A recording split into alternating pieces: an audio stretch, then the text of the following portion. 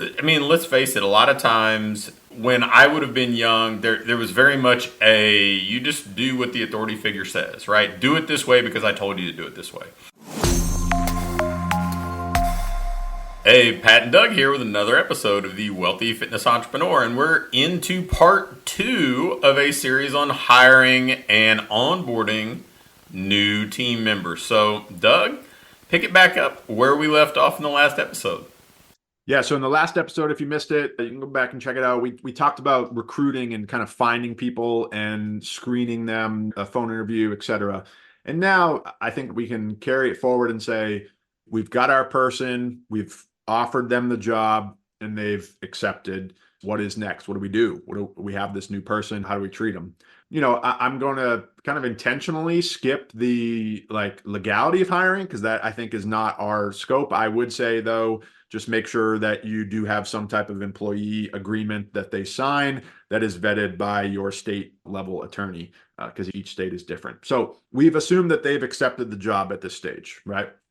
Now, one thing that we would always do that we found very helpful is the boring stuff. Like I'm talking the payroll documents, and maybe if you're giving them software access and some of that stuff, we would always send that out in a separate email ahead of time before they show up, because we're not hiring corporate people that like to sit behind a desk. We're hiring active, engaged, enthusiastic team members that they want to move. And so I'm not going to say the worst thing, but one thing that we would always try to avoid with our hires is the first day you come in and, okay, here's your contract you got to sign. Okay, let's get your payroll documents set up. Let's get your mind body logged in, whatever, right? So we would send all that. We would have a kind of a checklist of here's the logistics that need to be done before day one, and get that in a checklist and just get it done before you walk in the door. So broadly speaking, we would always think about it. We would call our internal onboarding the academy. And the term was always kind of borrowed, I guess, from the university model, or the certification model, which is you have this end goal of having this really good, let's just use a coach, and you could mimic this very easily for an admin hire, but you have this really kind of, I guess, end goal of having this amazing coach, and they can do all these things, but they're over here and they're just starting. Think about it the same way if you go through a really intense certification or you go and you get a degree in something, you have the end goal, but typically the work up to that is a series of modules and a series of whether it be practical quizzes or written quizzes that you have to complete. And so we would break our onboarding up into, and the weeks here are relevant, but you could do 6 weeks, 8 weeks, 10 weeks. Usually we found somewhere between 4 to 12 weeks, depending upon the type of hire and what they needed to learn. But each week had a module, right? Each week had a module that they had to go through. And week one might be vision and culture of the team. Where is this company going? What's the big picture of the company? Who else is on the team so that you know the rest of the team? Like some of those kind of company basics. You're obviously going to have a week on your session flow and how your sessions run. But if you kind of visually and mentally map out each week kind of having a theme rather than like, here's all this stuff you got to learn, break it up into weekly themes. And we would budget both financially and time-wise. A good rule of thumb that I adopted over the years is 10% of the time does need to be classroom time. So although you're hiring a coach and they're going to be on the floor, we do want to devote 10% of their time. So if they're 20 hours a week, 2 hours a week, they got to be kind of behind the scenes, not client facing, and doing some of that learning so that we can get the teaching done, because very rarely is it doable, feasible to teach on the floor. So that's how we typically kick people off. Yeah, I think that there were a couple things that you mentioned there that are really maybe obvious when you say them, but they're not how most people operate, right? The 10% of it being classroom, I think that's key, right? The ratio of floor time and experiential time versus classroom time, because there's so much of the way that I see people approach this that it's either all or nothing, right? Like it's either no classroom time at all or it's, hey, go study this stuff on your own, and then we're just going to throw you to the wolves. And I think that understanding that also kind of sets the tone, because the job is not entirely on the floor, right? Like there are other responsibilities, whether you're talking about the other 165 or program design or paperwork. And I think if you're onboarding, it really exemplifies that. It helps to set the stage, because we have so many people come into meetings or Zooms or something, and they'll say, well, how do I get my trainer or coach to blank? I'm like, well, it wasn't part of your job description. It wasn't part of the onboarding, but now you're trying to kind of reverse course on them, and they don't feel like that's the job they were hired to do. So no wonder it's uncomfortable, or there's some pushback. So I think it's really important when you talk about that. But I also think that we are in an era where people are, the young people want to understand why. They're not just blindly following a checklist for a paycheck, right? And so by leading early on in this onboarding with the vision that you talked about, if they see how things work in a bigger picture and see how they're kind of pulling the rope in the same direction trying to get to this, it's easier to get people excited. I mean, I won't argue for a minute that hiring hasn't changed, but the thought that you can't find good people who would be excited about pursuing something that they care about, well, sure, I mean, you can do that. It just doesn't look like you might have done it 10 years ago. Making a point to talk about the vision and the contribution they can make to it and the value that they bring to it potentially in their role, I think that's critical. Yeah. One of Megan and I's good friends, his dad ran a $100 million plus company, and he had this saying that was one boat, one direction, everybody rowing. If you think of a rowboat, right, like competitive crew, if you got these people, which is about the size of most fitness gyms teams, like we're not talking hundreds of employees, we're talking like, a crew boat size, a small boat size. If you got one guy over here thinking we got to row this way to the left, and another gal over here thinking we got to row to the right this way, it's getting people rowing in the same direction. And so we would always kick that off with, the vision, the strategy, where we're going, and kind of how they, not in a like empty promise kind of way, or not in a, maybe over promising way, but just in a, this is what we're trying to do. This is the impact we're trying to make in the community. And like you said, people get really excited about that. And just one more thing on the classroom time, it doesn't need to be daunting in the sense of, I think oftentimes we hear that and we're like, how does that look in practicality? The way we would always think about it, let's say that you have somebody that is part-time 15 hours a week, right? That's an hour and a half a week of classroom if you're using my 10% rule of thumb. What that would look like in practicality is, let's say that they're working Monday, Wednesday, Friday from 3 to 7. You might have them come in at 2:30, or not schedule any floor time until 3 or 3:30. So that first half hour, 45 minutes each day is you and them scheduled reviewing a module, right? And so it's 30 minutes a day, 3 times a week. There's your hour and a half. So it's just fit into their shift. It's just fit in usually pre or post of when they are on the floor. The key, though, is it's rhythmic. It's on your schedule as training time. It's on their schedule as training time. It's not random. The other 90% is, of course, for your coaches, is on the floor, learning the sessions, or if they're an admin, learning those tasks. And we would always think about it as co-coaching rather than shadowing. And although that's a bit of just a wordsmith, like what's the difference? I think it's all like anything in the details and in the approach.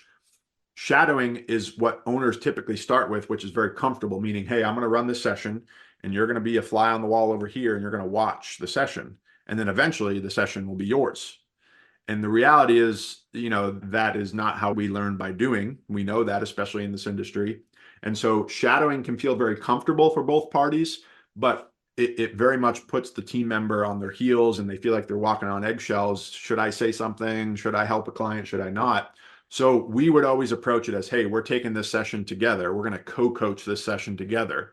Today, here's your responsibility and here's my responsibility for each session. So the percentage may start off very small. So for example, we're going to co-coach this session and I'm going to do this and this, and I want you to help this one client with their warm up. That's all you have to worry about. And you can, I'll kind of run the rest, right? And then the next day you come in, it's, hey, help these two clients with the warm up. So now you're seeing how they handle balancing multiple people at the same time. And you just continue to stack that over a couple weeks where, again, pre-session, it's, hey, we're going to co-coach this together. I'm going to take this part. You're going to take this part. It's just percentage-wise, it climbs each time you work together over 2, 3, 4, 5, 6 weeks. So that by 6 weeks, I think about it in like strength training, it'd be like the equivalent of you start off with 135 on the bar and then you watch people squat. So all of a sudden you throw 315 on the bar. It doesn't work that way, right? We add incrementally each time. With our co-coaching, very similar approach, just gradually give them a little bit more responsibility. And that gives them some confidence too, to act as a co-coach as opposed to just sitting on the wall shadowing. Yeah, I think the hands-on piece of this is maybe underappreciated, right? Whether it's co-coaching, I think the opportunity to role play comes in a lot, and not too many people do that because it takes separate time, right? It's not just a session that's going on. You have to set aside time to essentially practice. But the example that I've used time and time again is you don't just hand somebody a playbook and say, show up on game day, right? We practice running the play. So there actually has to be doing, as you alluded to. There has to be learning by doing. And so being in it and being in a kind of a low consequence environment, like you talked about, hey, you're going to work with this one person on their warm ups. I mean, this isn't teaching them the highest skill movement straight out of the gate, right? It's setting them up to succeed. If there are hiccups or bumps in the road, it's still low consequence. It doesn't completely disrupt the client's experience. So I think that kind of starting with almost spoon feeding that experiential opportunity and then stair stepping it up and then complementing it with a role play where somebody can practice. And I think the underappreciated part about role playing is most team members, whether it's new team member or even existing team member, they're more nervous about the role play than they are about working with a client because they know that you're kind of like the professor, the teacher, the answers to the test. So you know what this should look like. So they feel a little more pressure there. But it also makes it easier when they're introduced to a client that may not have that same depth of knowledge. Yeah, for sure, for sure. And part of this can also segue to we have the teaching side of it, we have the role playing side of it, and then that's mapped out, of course, on a weekly basis. But oftentimes, let's maybe back up for a second and talk about what did we hire them to do and build out some clear roles and responsibilities. Because when we look at a coach's roles and responsibilities, it's often like just show up and coach. And that's typically not clear. So if we start with the end in mind of what does great look like in this position? What does great look like? So for example, coaching, pretty broad topic. Are they responsible for pre-session setup? Are they responsible for post-session cleanup? Are they responsible for client notes? Are they responsible for programming? Are they responsible for reaching out to clients outside of the gym? These are all things that we can also practice. And it's up to you, depending upon your model and depending upon your staffing structure, do you include those things? But one of the modules shortly after vision is this is what great looks like in this position. Here are the standards we want you to be hitting, and not in a negative way, but we're going to hold you to those standards. And I think, like we talked about earlier, there's plenty of good people out there that are willing and able to hit good standards, right? We often hear complaints of nobody wants to do, or they're not doing what I told them to do, or they're not doing it the way. And usually it's because the way you told them to do it is not clear enough, right? We need to get crystal clear on what great looks like for them and practice that, like we talked about earlier.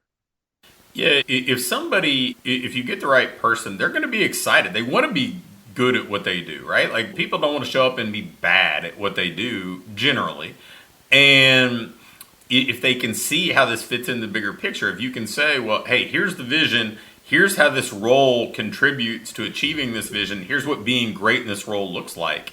I think that's an attractive way to bring somebody in and get them excited about actually being good at their job instead of just saying, hey, check these boxes, go through this. I mean, let's face it, a lot of times, and obviously I'm considerably older than you, when when I would have been young, there was very much a you just do what the authority figure says, right? Do it this way because I told you to do it this way.